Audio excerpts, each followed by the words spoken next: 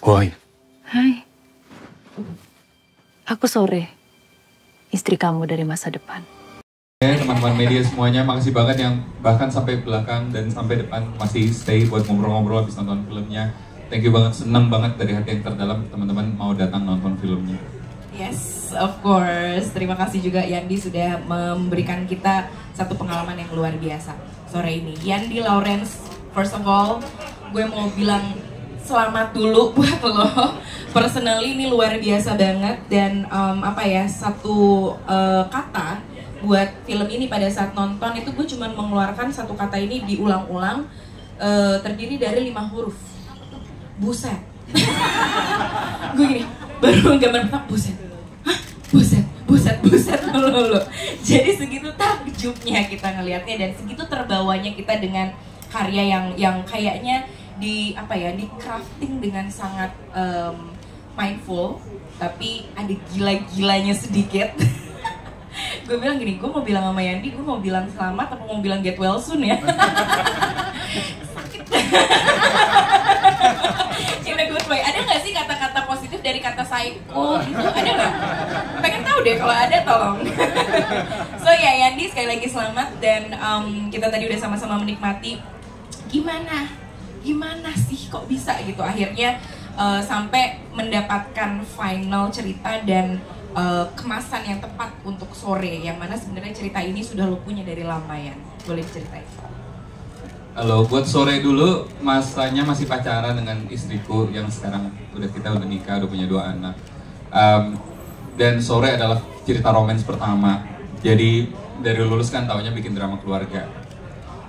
Ya baca-bacalah buku tentang pernikahan, terus ngerti ide dalam relasi itu bicara tentang penerimaan. Udah coba bicarakan, tapi setelah saya menikah, jalan 6 tahun, punya 2 anak, mengalami dan merasakan sendiri dicintai dalam pernikahan itu, dan merenung-merenung pandemi juga mungkin membantu perenungan itu ya.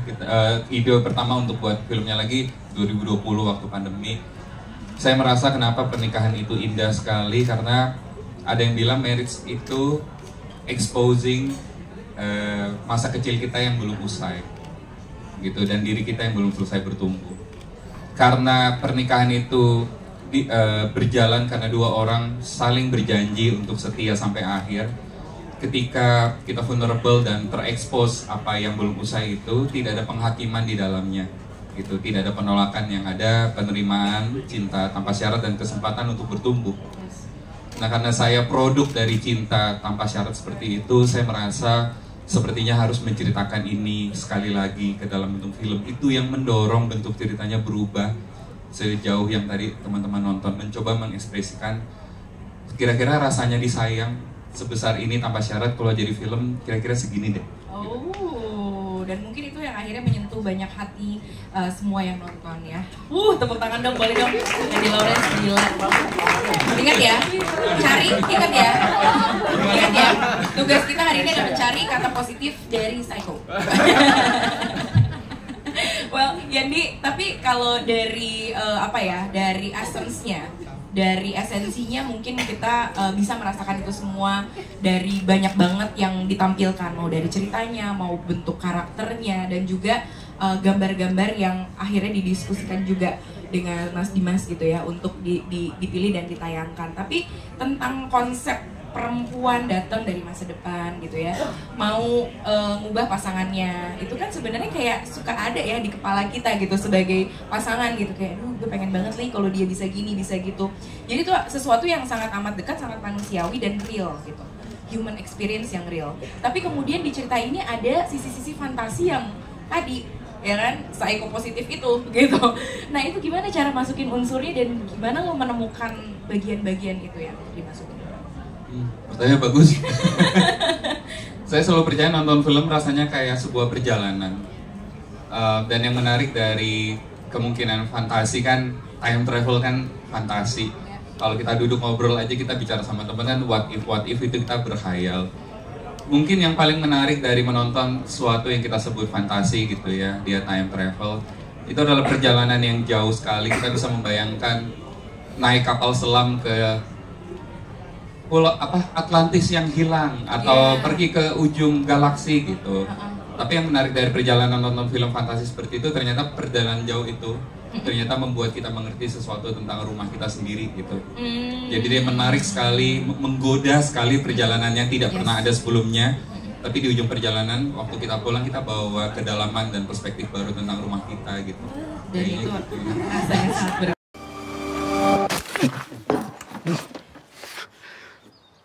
Elsa! Hello, we need to talk. She knows everything about me. Every little detail of my life. Nanti kalau kasih nikah, kamu pulang. harus bermain dengan waktu kan. Silakan Yandy.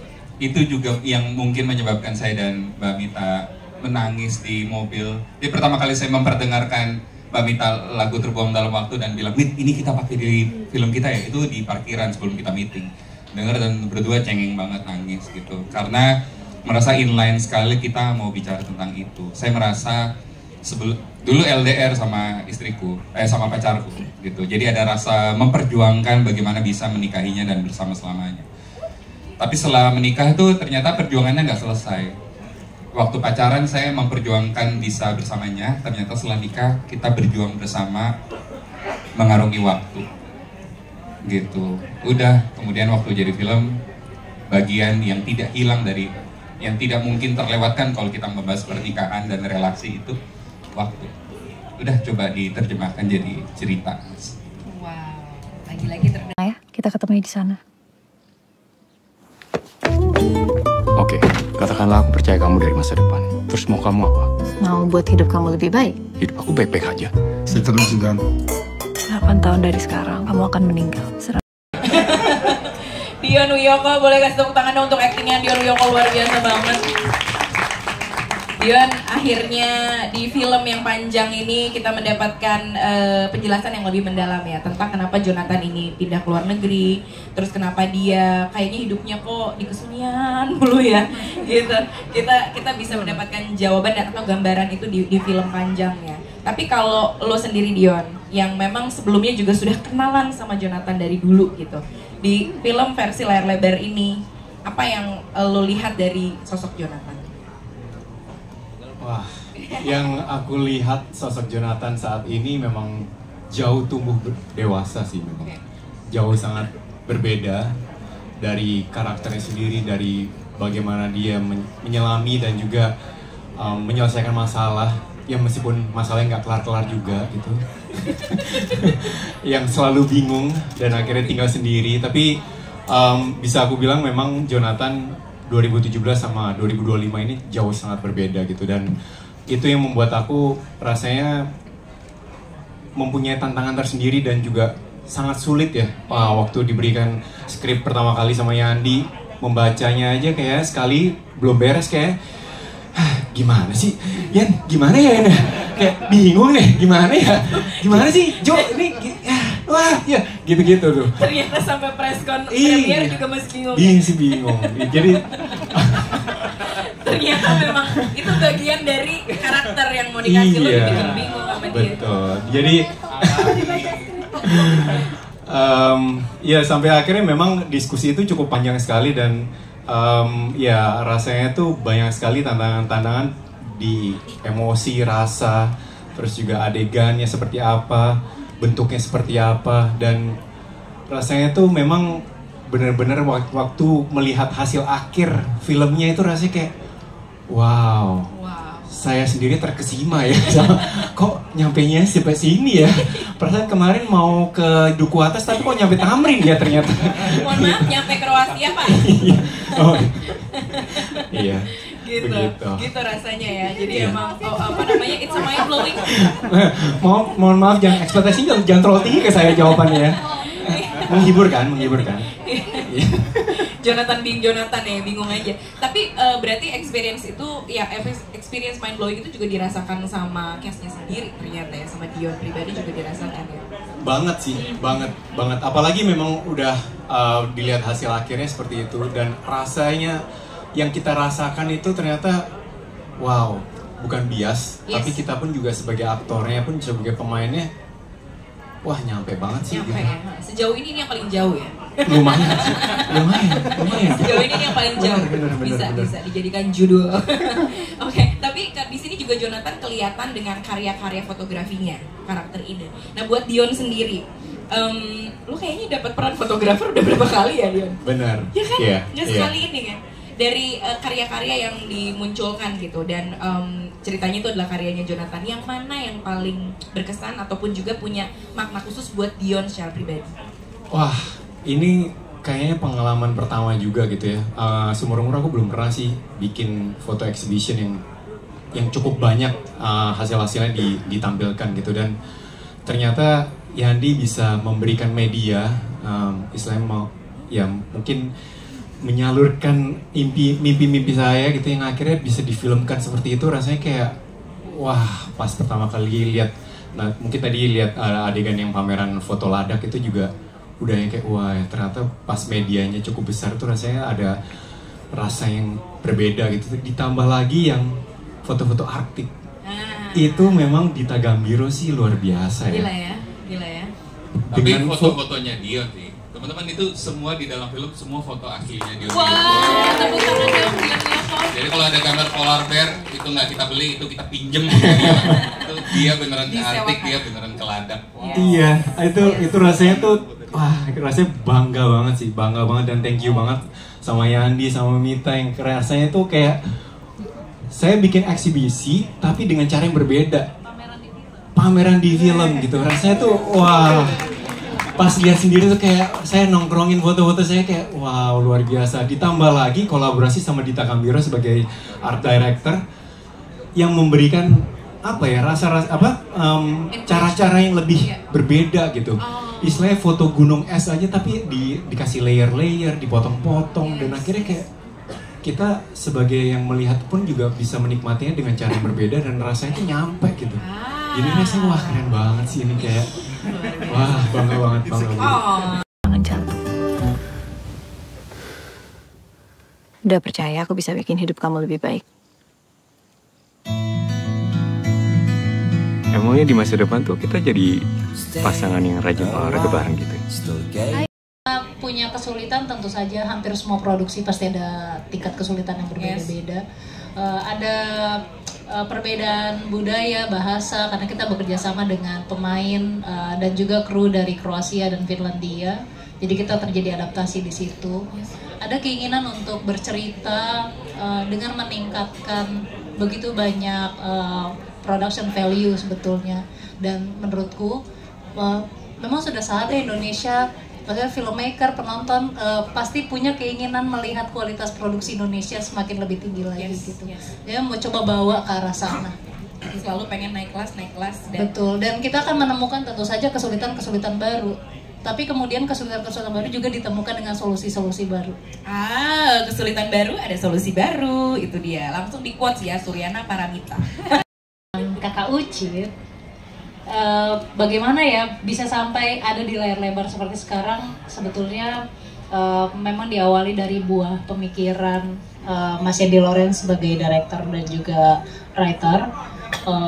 Ada sesuatu yang ingin dibicarakan kembali. Terus kemudian dalam proses setelah penulisan, kita mempersiapkan film ini, kita mengumpulkan talent-talent yang sangat berbakat. Kita punya Dion Wiyoko, kita punya Sheila Dara, dan juga banyak sekali HOD. Terus kemudian semakin genap dengan kehadiran musik dari Aditya Sofyan dan juga teman-teman bara suara, dan ada Silon Seven. Rasanya elemen-elemen itu bertemu, interdisipliner, saling melengkapi, saling menggenapkan, dan ya akhirnya terjadilah dari sebuah buah pemikiran atau penemuan makna itu dikawinkan dengan berbagai macam disiplin seni. Kita bisa melihat sore di layar lebar hari ini. Itu tadi ya. Jadi Mulai sekarang, kamu ikutin apapun kata aku ya. Pernikahan kita bahagia banget ya. Kita sebenarnya lumayan sering berantem sih. Waktu lihat trailernya aku ngeliat, Sheila Dara manis banget di sini, kayak seorang istri yang manis gitu. Langsung kayak, pengen temenan temenan deh sama dia gitu kan. Setengah film masih sweet banget dia pengen temenan. Di tengah film, gue takut temenan sama dia. Sumpah takut gue temenan sama Sore. Ngeri loh dia tuh.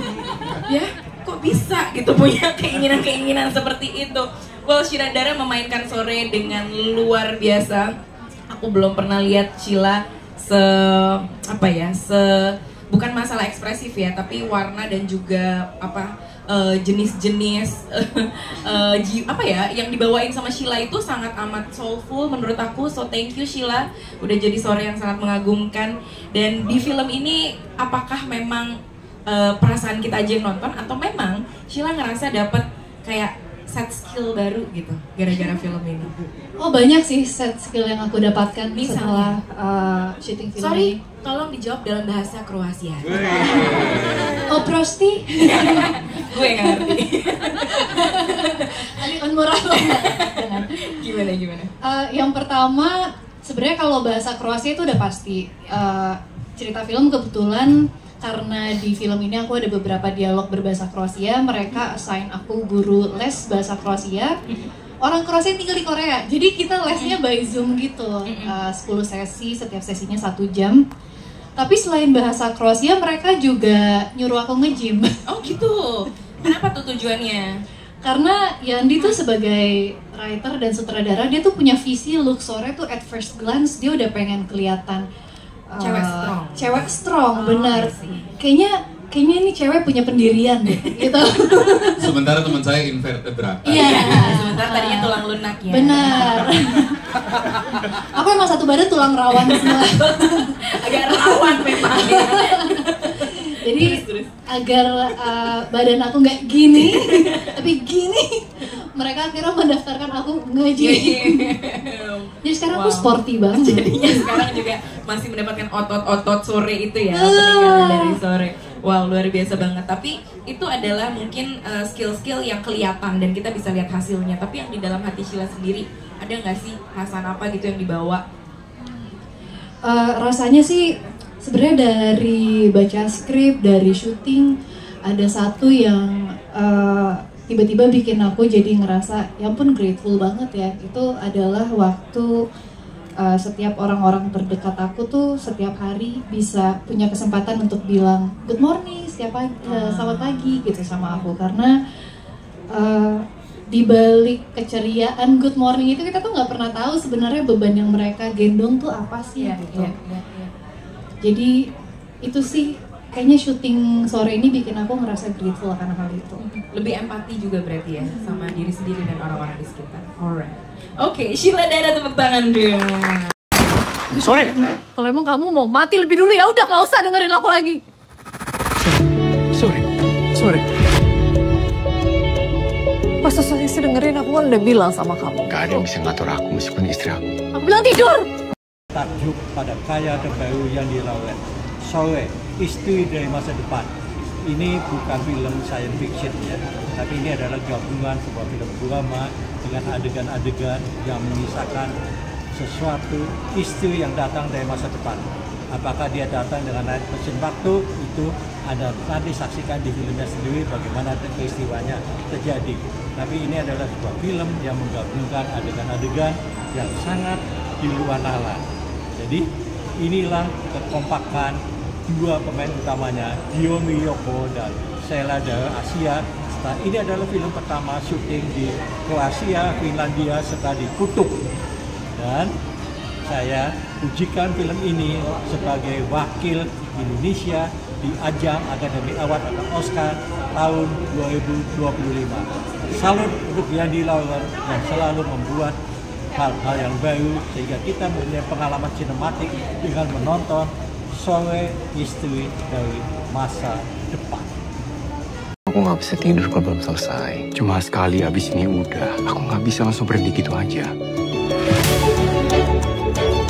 Tahu nggak kenapa senja itu menyenangkan? Kadang ia